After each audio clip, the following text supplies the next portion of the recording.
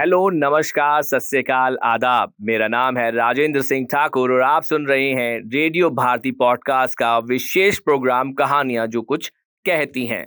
लोगों के कोमल मन में बातों को गहराई तक पहुंचाने का तरीका कहानियों से बेहतर और क्या हो सकता है।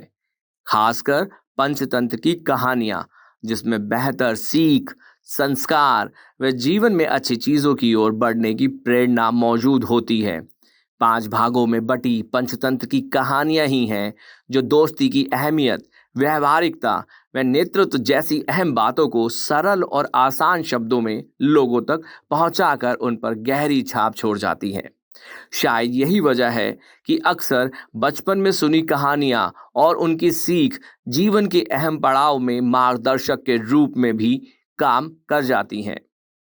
बैर, दोस्ती, दुश्मनी, दोस्तों के होने का लाभ, कर्म न करने से होने वाली हानि, हड़बड़ी में कदम उठाने से होने वाले नुकसान जैसी कई पंचतंत्र की कहानियां आप तक इस प्लेटफॉर्म के जरिए हम ला रहे हैं। हम इन कहानियों के माध्यम से बच्चों को खुशी देने और उनका मन बहलाने के साथ ही उनके अंदर नैतिकता व सदाचार के भाव को पहुंचाने का प्रयास कर रहे हैं। तो देर किस बात की है? तो हम शुरू करते हैं ये शिक्षाप्रद कहानियां। कहानी का शीर्षक है संगीतमय गधा। बहुत समय पहले की बात है। किसी गांव में एक धोबी रहा करता था। उसके पास एक गधा था जिसका नाम मोती था। चूंकि धोबी स्वभाव से बहुत ही कंजूस था, इसलिए वह अपने गधे को जानबूझकर चारा पानी नहीं देता था और उसे चरने के लिए बाहर भेज दिया करता था। इस कारण गधा बहुत ही कमजोर हो गया था। जब एक दिन धोबी ने उसे घास चरने के लिए छोड़ा तो वह चरते चरते कहीं दूर जंगल में निकल गया। जंगल में उसकी मुलाकात एक गीदड़ से हुई। गीदड़ ने पूछा, गधे भाई, तुम इतने कमजोर क्यों हो? तो गधे ने जवाब दिया, मुझसे दिन भर काम करवाया जाता है और मुझे कुछ खाने के लिए भी नहीं दिया जाता। यही वजह है कि मुझे इधर उधर भटक कर अपना पेट भरना पड़ता है। इस कारण मैं बहुत कमजोर हो गया हूँ। गधे की यह बात सुनकर गीदड़ कहता है, मैं तुम्हें एक उपाय बताता हूँ जिससे तुम बहुत ही स्वस्थ और शक्तिशाली हो जाओगे। गीदड़ कहता है, यहाँ पास में ही एक बहुत बड़ा बाग है। उस बाग में हरी भरी सब्जियां और फल लगे हुए हैं। मैंने उस बाग में जाने का एक खुफिया रास्ता बना रखा है जिससे हम रोज रात को जाकर बाग में हरी भरी सब्जियां और फल खाएंगे। यही वजह है कि मैं एकदम तंदुरुस्त हूँ। गीदड़ की यह बात सुनते ही गधा उसके साथ हो लेता है।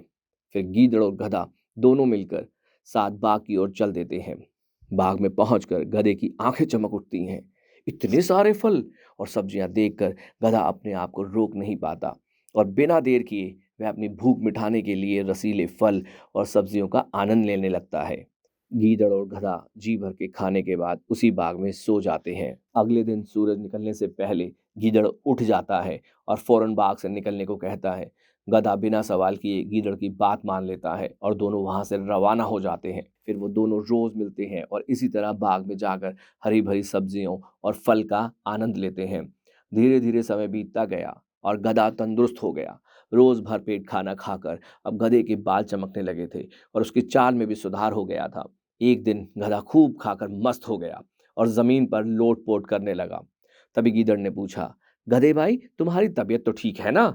तो गधा कहता है, आज मैं बहुत खुश हूँ और मेरा गाना गाने का मन कर रहा है। गधे की यह बात सुनकर गीदड़ घबरा गया और बोला, ना गधे भाई, ये काम भूल कर भी मत करना। भूलो नहीं कि हम यहाँ चोरी कर रहे हैं। कहीं बाग के मालिक ने तुम्हारा बेसुरा गाना सुन लिया और यहाँ आ गया तो बड़ी मुसीबत हो जाएगी।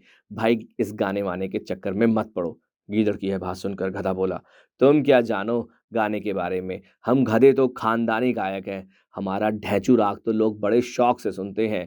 आज मेरा गाना गाने का बहुत मन कर रहा है, इसलिए मैं तो गाऊंगा।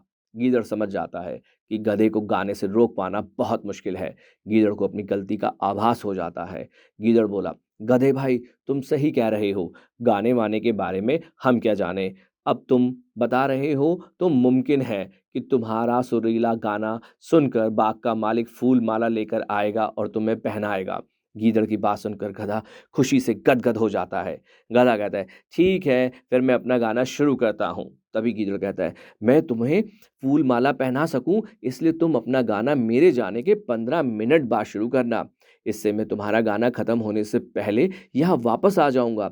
गीदड़ की यह बात सुनकर गधा और भी ज्यादा फूला नहीं समाता और कहता है, जाओ भाई गीदड़, मेरे सम्मान के लिए फूल माला बनाकर लाओ। मैं तुम्हारे जाने के ठीक 15 मिनट बाद ही गाना शुरू करूंगा। गधे की बात सुनते ही गीदड़ वहां से 9 2 11 हो जाता है। गीदड़ के जाने के बाद गधा अपना गाना शुरू करता है। गधे की आवाज सुनते ही बाघ का मालिक लाठी लेकर वहां पहुंच जाता है। वह वहां पहुंचकर गधे को देखकर कहता है, अब मुझे समझ में आया, तू ही है जो रोज मेरे बाग में आकर मेरे फल और सब्जियां खा जाता है। आज तो मैं तुझे मजा चखा के रहूंगा। इतना कहते ही बाग का मालिक लाठी से गधे की खूब जमकर पिटाई करता है। बाग के मालिक की पिटाई से गधा अधमरा हो जाता है और बेहोश होकर वहीं जमीन पर गिर जाता है। कहानी से सीख। इस कहानी से हमें यह सीख मिलती है, अगर कोई हमारी भलाई के लिए कुछ बात हमें समझाता है तो हमें उसे मान लेना चाहिए। कभी कभी हालात ऐसे हो जाते हैं कि दूसरों की बात ना मानने से हम बहुत बड़ी मुसीबत में पड़ जाते हैं। आप सुन रहे थे रेडियो भारती का पॉडकास्ट पंचतंत्र की कहानियां। अगर आपको हमारे पॉडकास्ट का ये एपिसोड पसंद आया है तो पॉडकास्ट पेज पर दिए गए फॉलो बटन को जरूर दबाएं ताकि ऐसे ही और एपिसोड आप मिस ना करें। पसंद आने पर अपने दोस्तों और जानने वालों से ये सीरीज शेयर करना ना भूलें।